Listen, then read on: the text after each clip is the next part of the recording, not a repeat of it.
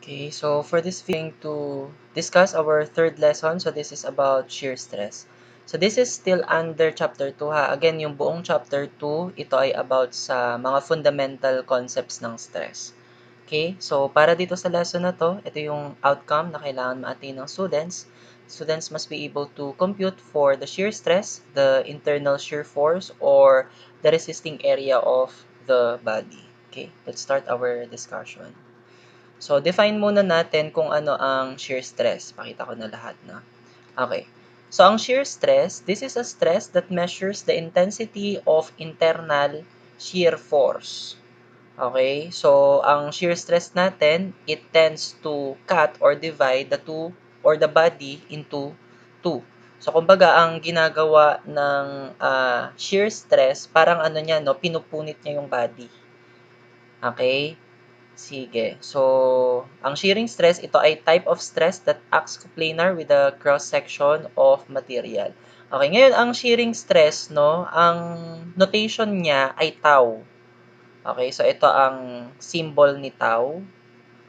Okay, so yun nga, generally, di ba ang stress ay force over area. Ngayon, ano yung force na gagamitin natin? Since ito nga ay shear stress, so yung kailangan natin na force dito is yung internal shear force. V. Okay? And then, yung area, okay, ito yung, kumbaga, shearing area.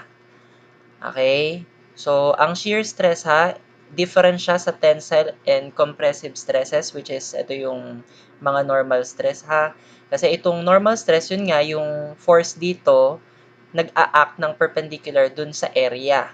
Okay? Samantalang yung shear stress naman, no, yung force that cause the shear stress is yung shear force at yung shear force nga yan ay along doon sa plane nung area. Okay, kaya nga coplanar yung sabi dito, no, with the cross section of the material. Okay, ang shearing stress, ito ay tinatawag din na ano, tangential stress.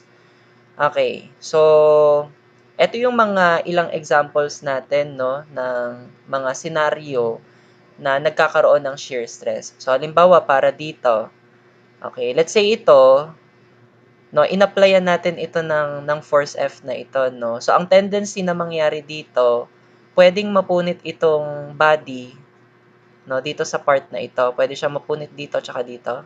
Dito, tsaka dito.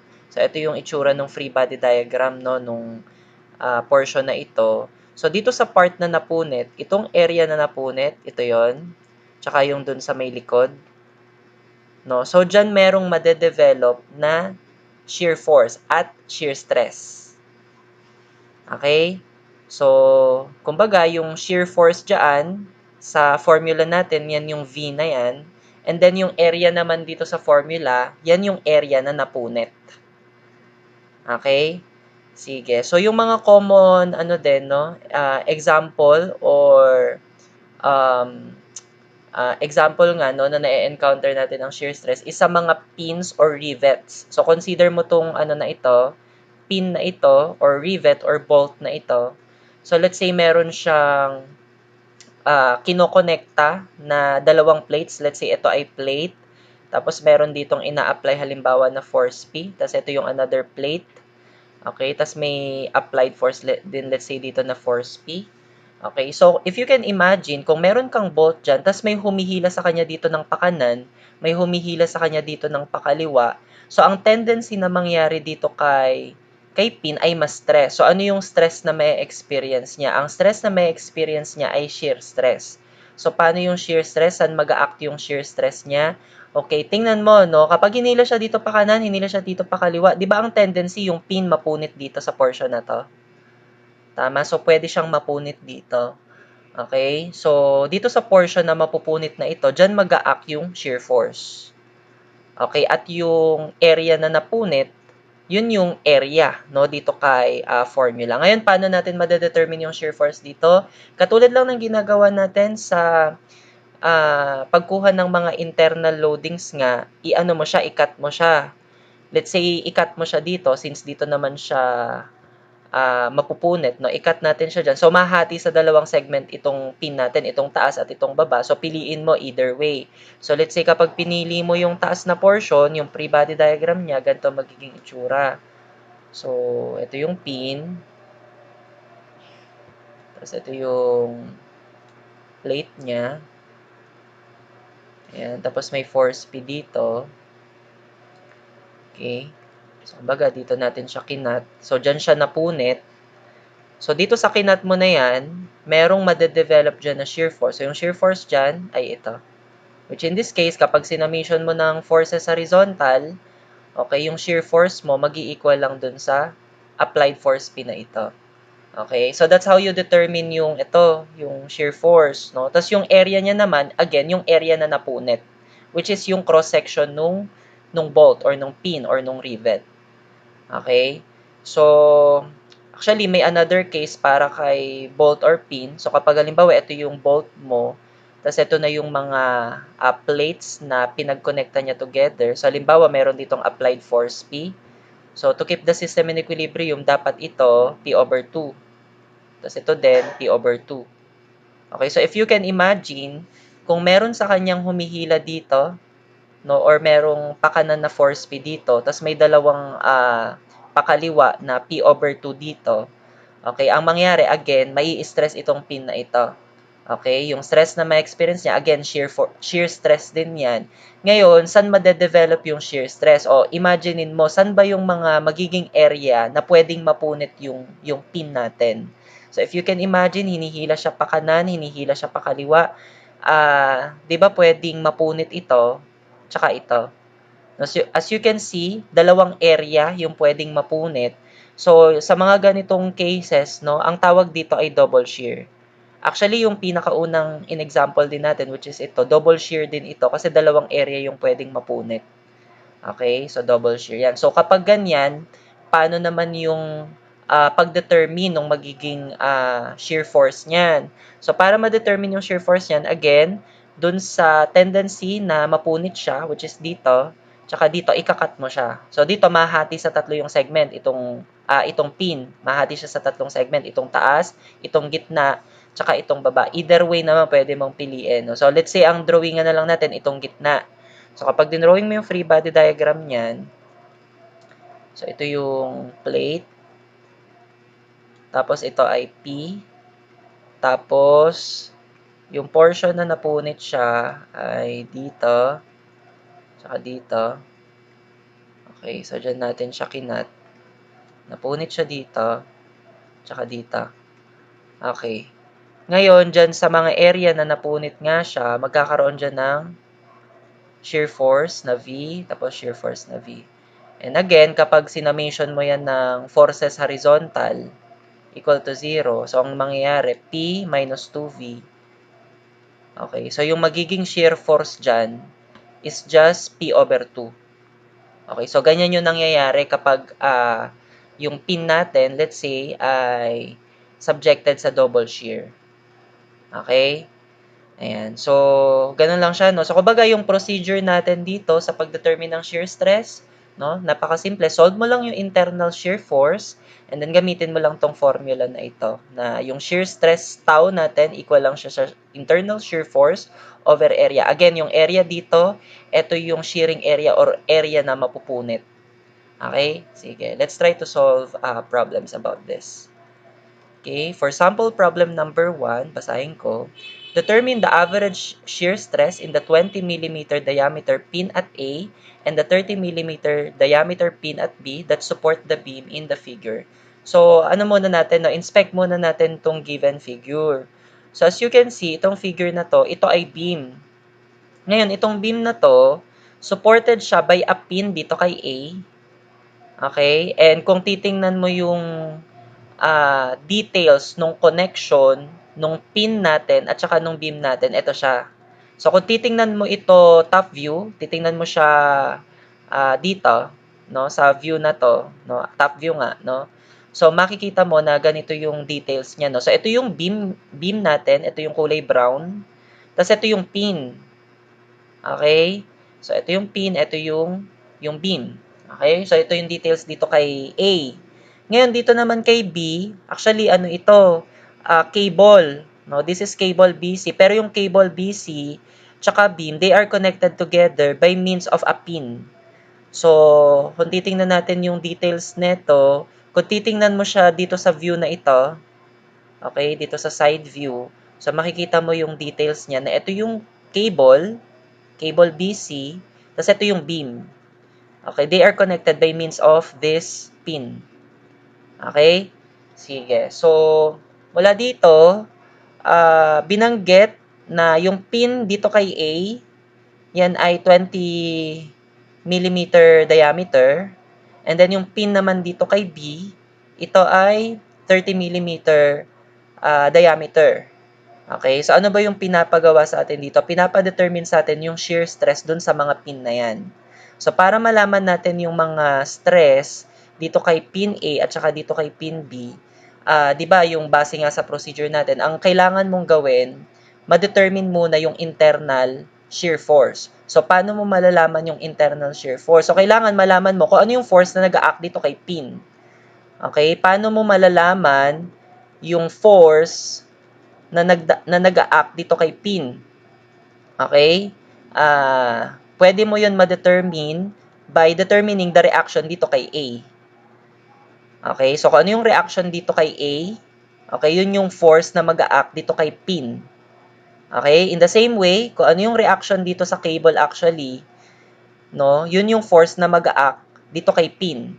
Okay, so kapag kasi nalaman na natin yung mga force na nag-a-act doon sa pin natin, pwede nating ma-determine yung shear force. So paano malalaman yung shear force?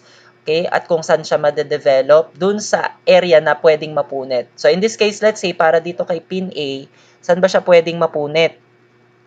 'Di ba? So kung merong nag-a-act na force dito kay pin, 'di ba pwede siyang mapunit dito, tsaka dito. So double shear yung mangyayari dito. So merong shear force na made-develop dito tsaka dito. No, dito naman kay pin B, no. So kapag nalaman mo yung force dito kay cable, yun nga. So as you can see, saan siya pwedeng mapunit dito? So ito single shear lang ito. Okay? So, malalaman mo kung ano yung shear force na made-develop dito. Okay? So, yun yung una nating gawin.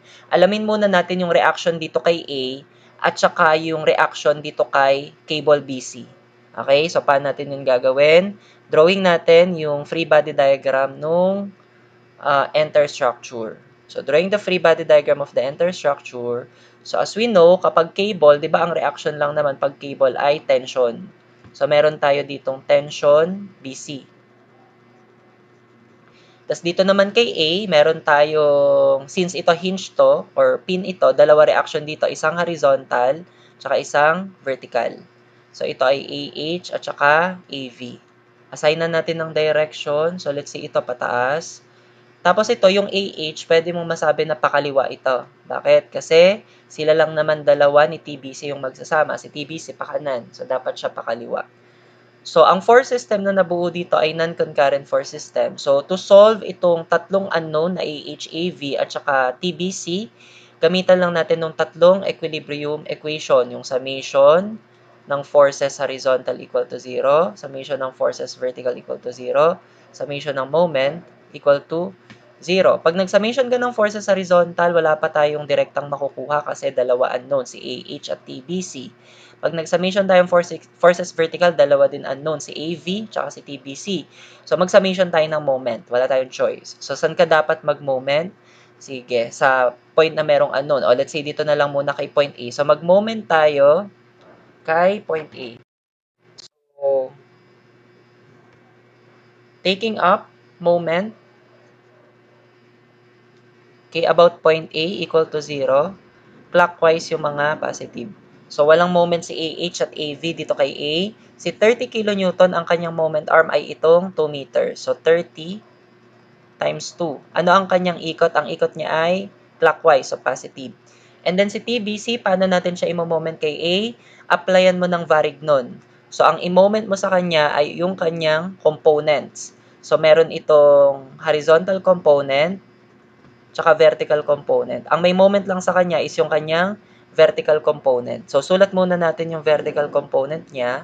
Ang vertical component ni TBC ay TBC times Ano yung kanyang rise? Since vertical, so vertical side ni slope triangle ang kailangan natin. So, 4 over 5.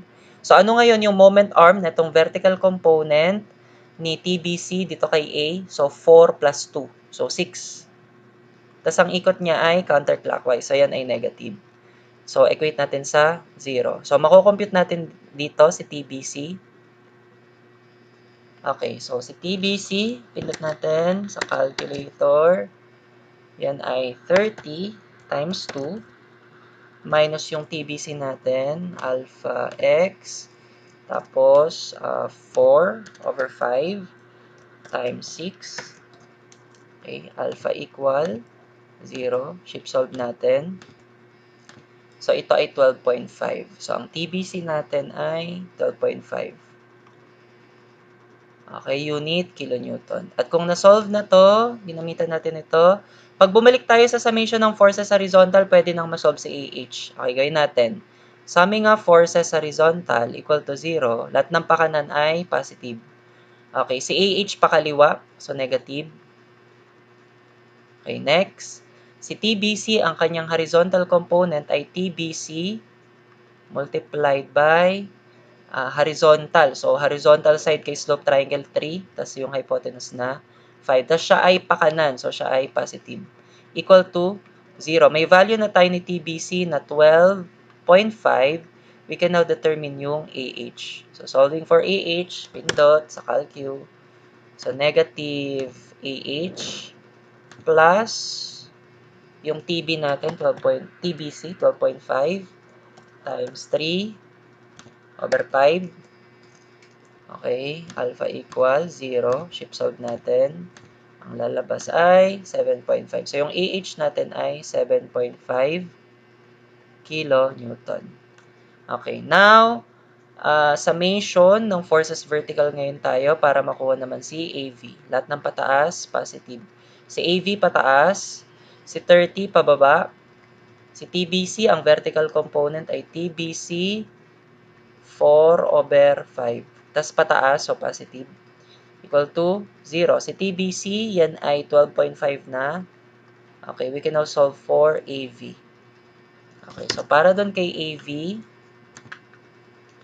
alpha x minus 30 plus TBC natin na 12.5 times 4 over 5. Okay, alpha equal 0. Shift solve natin. Okay, ang lalabas ay 20. Okay, tama ba? 30 times 12.5. Okay, so ito ay 20. Okay, 20 kilonewton. Okay. Ngayon, itong reaction dito kay A, kunin natin yung total reaction niya. So, yung total reaction niya, it will just be yung square root lang naman nung AH square plus AV square.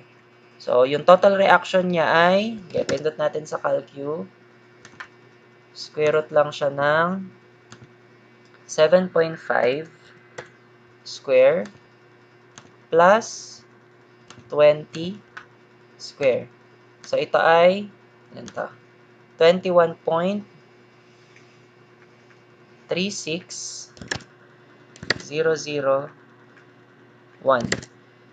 Okay. Kilonewton. So, ito yung total reaction at A. So, kumbaga, yung total reaction nung pin dito kay A, yung direction niya, upward to the left. So, upward to the left. Meron tayo dito upward to the left na reaction at A. Okay, so ito ngayon, yung force na nag-act dito kay pin A. Okay, so itong force na to, yan yon yung RA. Okay, so, sige, gawin natin. Mula dito, kung meron ditong force na RA, okay, ang mangyayari dito kay pin, mai-stress nga siya. So, pwedeng mapunit siya, again, dito, tsaka dito. So, mahati sa tatlo yung pin, sa tatlong segment. So, ang piliin na lang natin na drawingan ng FBD is itong gitna. Okay? So, drawing natin yung FBD niya. So, Ito yung portion na to. Tapos meron ditong RA. So, dito siya na-cut kung saan siya pwedeng mapunit. Okay, so dyan sa area na pwede siyang mapunit, may madedevelop dyan na shear force. Okay, so yun yung ginagawa natin ngayon na i-determine yung internal shear force na ito kay pin A. Kasi pag na-determine na natin internal shear force kay pin A, madedetermine na natin yung stress sa kanya, ha? Sige. So, paano ito? Summation lang ito ng forces horizontal. Okay, lahat ng pakanan, positive. Lagyan lang natin ng subscript na VA para shear force dito kay pin A. So, si RA ay pakanan, tapos yung dalawang VA, pakaliwa. Yung RA, take note, yan ay 21.36001 kilonewton. So, pwede ko nang palitan to ng 21.36001. Okay, yung VA, pwede kong masolve. So, yung VA naman, ano lang siya, 21.36001, divide ko na lang by 2 to solve for VA. Yan ay 10.6800.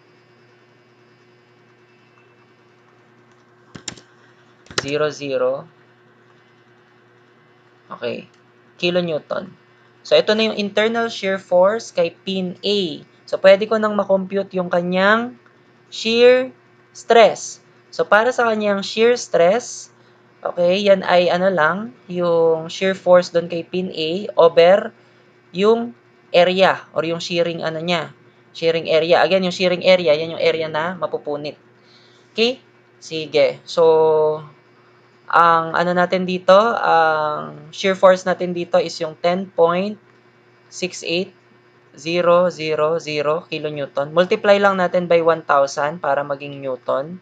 Divided by, ano yung area ng pin A? Ang binigay ay diameter. So, ang area ng bilog, since diameter yung binigay, so bilog yung cross-section, ano lang yan, di ba? Pi over 4 diameter square. So, idiretso na natin siya dito, pi over 4.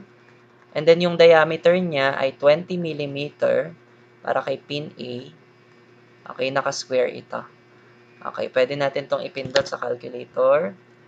So, yung answer na lang na yan, times 1,000 divided by pi over 4, tapos 20 square. Okay, so ito ay 33.99551. Okay, so ano yung unit natin ngayon dito? Ang unit nito ay naka-newton per millimeter square, so yan ay megapascal. Okay, box natin ito. Ito na yung shear stress kay pin A. Paano naman yung para sa shear stress ni pin B? So, ito si pin B. So, again, ito yung details niya. So, yung nakuha natin na tension, BC, ito yon. No? So, kung may force na nag-a-act na ganyan dito kay pin, so again, si pin pupunit dito. Okay? So, mahati sa dalawang segment yung pin, kaliwa kanan. Pili na lang natin yung kaliwa. So, pag dinrawing mo yung free body diagram niyan, okay, so ang itsura niya ay ganito. Okay, so ito yung tension BC. Tapos mapupunit siya. Dito siya mapupunit. So, dito sa area na mapupunit, may madedevelop dyan na shear force. So, ito yung VB. Okay, shear force at pin B. So, obviously, kapag kinuha mo yan, summation lang naman yan ng forces vertical. Lahat ng pataas, positive. So, TBC minus shear force at B lang yan equal to 0. So, yung TBC naman, yun nga, nakuha na natin yan kanina, na yan ay 12.5. So, ito ay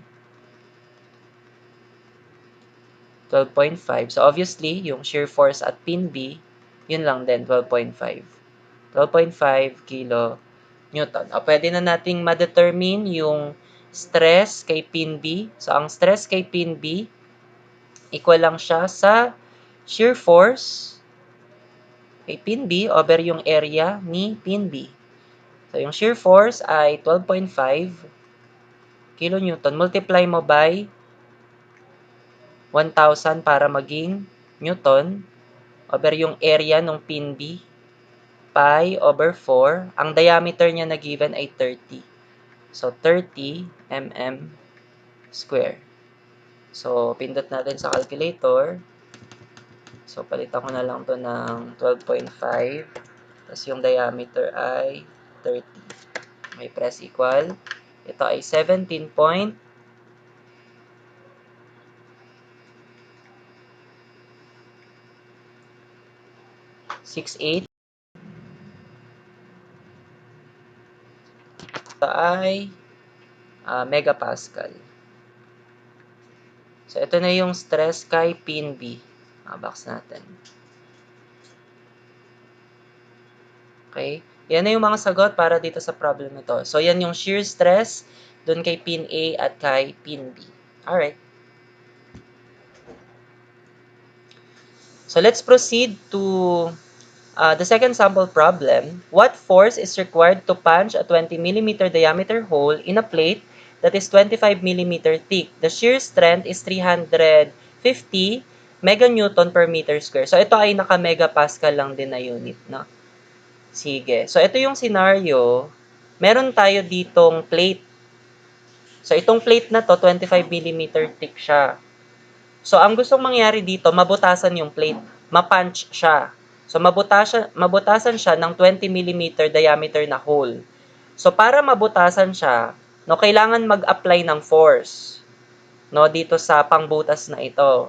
So, yun yung tinatanong ngayon. Ano daw dapat yung force na kailangang i-apply para mabutas itong 20 mm diameter hole na to from the plate? Okay? So, since ito, yun nga, dahil mabubutas siya, no, mapupunit ito, no? So, yung mapupunit na area actually is yung nasa loob, no? Itong naka-shade na ito, no? Yung mga yan. So, yan yung area, yung buo na yan na area, yan yung mapupunit. Okay? So, in this case, ang binigay ay shear strength. So, ang shear strength, pwede nating sabihin na yan yung shear stress. Okay? So, yung shear stress natin dito, equal kay, ng ano to ha, shear strength ito ng plate. Okay, so ang shear strength ng plate, or pwede natin i-equate sa shear stress, yan ay 350 megapascal nga. So kung meron tayong given na shear stress, again, yung shear stress naman natin, equal yan sa shear force over area.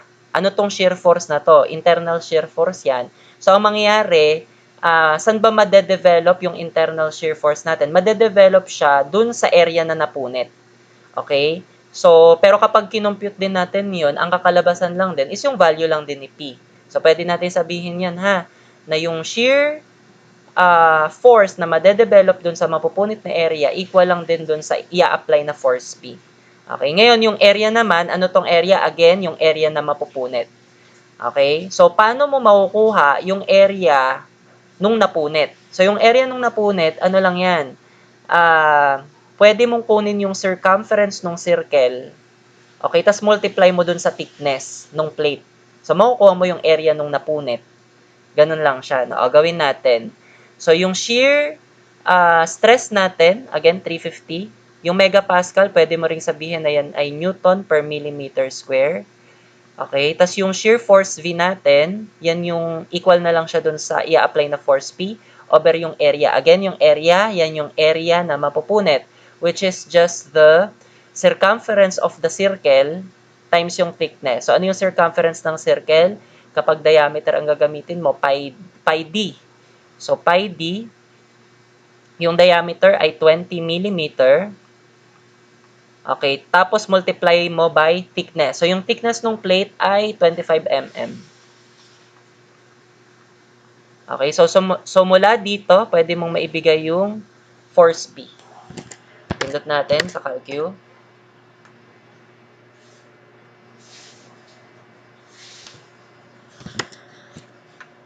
Okay, so this is just, actually, cross-multiply na lang natin, no, para di na i-shift solve. So, 350 times pi times 20 times 25. Tama ba? 350 times pi times 20 times 25.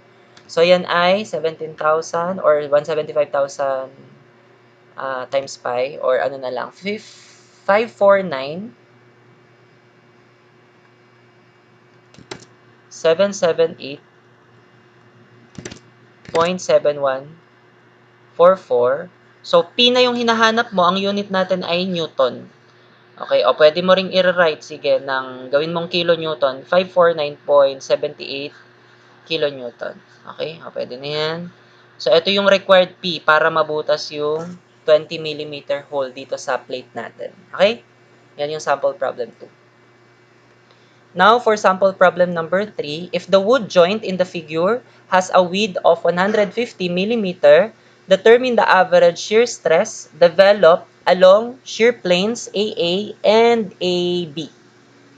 BB rather. Okay? So, pinapadetermine lang yung shear stress dito daw kay plane AA, ito yon, tsaka plane BB. So, paano natin yun gagawin? So, una natin kailangan ma-determine nga is kung ano yung internal shear force. Let's say, starting dito kay AA muna, no? So, ano yung magiging shear force dito? So, para malaman natin yung shear force dito, kailangan mo nating malaman kung ano yung nag-a-act na force dito. No? So, kung i-drawing natin yung free body diagram neto, no, netong T-shape na wood na ito. So, i-drawing natin yung free body diagram niya. So, ito siya. Okay.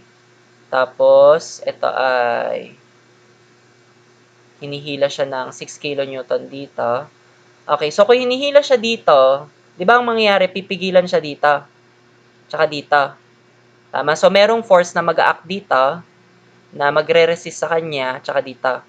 Which is obviously, kung 6 kN to, symmetrical naman ito, no? So, malamang 3 kN dito yung pipigil, tapos dito rin sa baba. Equally, no? Ayan. So, sa madaling sabi, no, dito sa plane AA na concern natin, no? So, para malaman natin yung shear force dito, mag-cut tayo dito. No, so, mahati siya sa dalawang segment. Piliin na lang natin na i-drawing itong upper segment. So, drawing the free body diagram ng upper segment. Okay. So, kinat natin siya dito ha. So, ito yung plane. Sorry. Plane AA. Okay. Tapos, merong nag-a-act dyan na 3 kN. Okay. So, dito kay plane AA, dito sa kinat natin, merong madedevelop dyan na shear force. Okay? Pangalan natin tong VA. So, yung shear force na yan, obviously, pag nag-summation ka forces horizontal, equal lang siya kay 3 kN. Sabi nga forces horizontal equal to 0, lang ng pakanan, positive. Si VA pakanan, positive. Si 3 pakaliwa, negative. So, yung shear force natin dito kay plane AA ay 3 kN lang. At dahil nalaman na natin yung internal shear force dito kay plane AA, pwede mo nang i-determine yung shear stress niya. So, yung shear stress sa kanya, equal lang dun sa, yun nga, yung shear force kay plane AA over yung area. Okay? So, area nung plane AA. Okay, so para lang din maano mo, no, yung area nung nakat, yun yung shearing area natin. Okay? So, ano yung area neto? 'Di ba ito, itong width na ito or dimension na to, 0.1 meter. So, pwede natin sabihin 100 mm. Ngayon, kailangan nating malaman kung ano yung thickness niyan. Tama? Actually, binanggit dito na yung width daw nitong wood joint na to ay 150 mm. So, kumbaga, kung ano mo yan, paano ba 3D niyan? Okay, kung iti-3D mo yan, ang hirap na mag-drawing ng 3D, no? Ayan, sige. Okay, parang ganyan.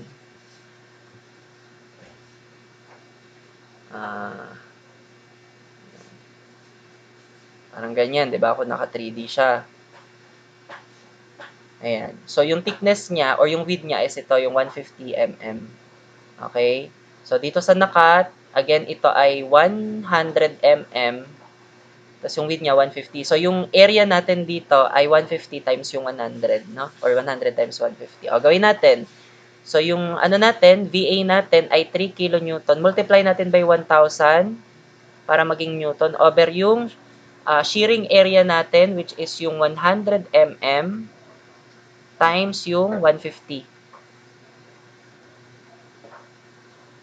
Okay? Sige. So, mula dito, mako-compute natin yung shear stress kay plane AA. Pindot sa calcu. So, 3,000 na lang, no? 3,000 Newton over 100 times 150. So, press equal. Yan ay 0.2 unit Newton per millimeter square or megapascal. So, ito na yung kay plane AA. Para naman dun kay plane BB, nasan ba si plane BB? Ito si plane BB. So, para malaman natin yung internal shear force dito, kailangan mo natin malaman kung ano yung force na nag-act dito. So, yung force na mag-act actually dito is yung force lang din dun sa contact nga nitong T-shape wood na to, tsaka nito, yung pumipigil na to, which is ito, yung 3 kN. So, kapag nag-cut tayo dito kay plane BB, drawing natin yung free body diagram nung na-cut, nung segment. Okay, ito na lang. Okay, so yung mag-a-act na force dito, dito pala, okay, is ito lang din 3 kN, pero dapat oppositely directed siya dito, no? Ibig sabihin, tinutulak siya, no? Okay? So, dito sa plane BB, may madedevelop na shear force. So, dapat pa kaliwa. Okay? So, shear force kay plane BB. So, pwede na nating ma-determine yung, ano mo muna, kunin mo muna yan. So, summation ng forces horizontal at ng pakanan positive. So, 3 minus VB lang. So, obviously, si VB, yun nga, 3 kN lang din siya. So, pwede nating ma-determine yung shear stress kay plane BB. So, yan ay shear force lang kay plane BB over area nung shearing area dito kay plane BB. Okay. Sige. So, ano yung VB? 3 kN. Multiply natin by 1,000 para maging Newton. Over.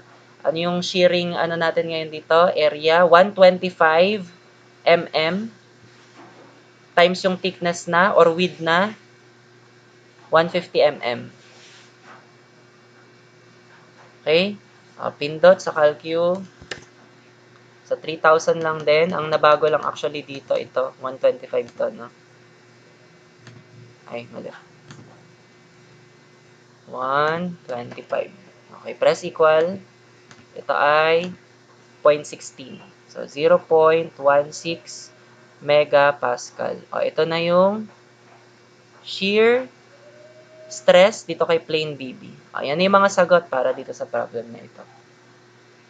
That ends this discussion for shear stress. So, mag-subscribe dito sa channel na to. Follow mo rin ako sa TikTok, Marvin Bartido Channel. Tsaka like mo rin yung Facebook page ko, Marvin Bartido Channel din. Tapos pa-like din itong video na to. And paki-share na rin, no? Thank you!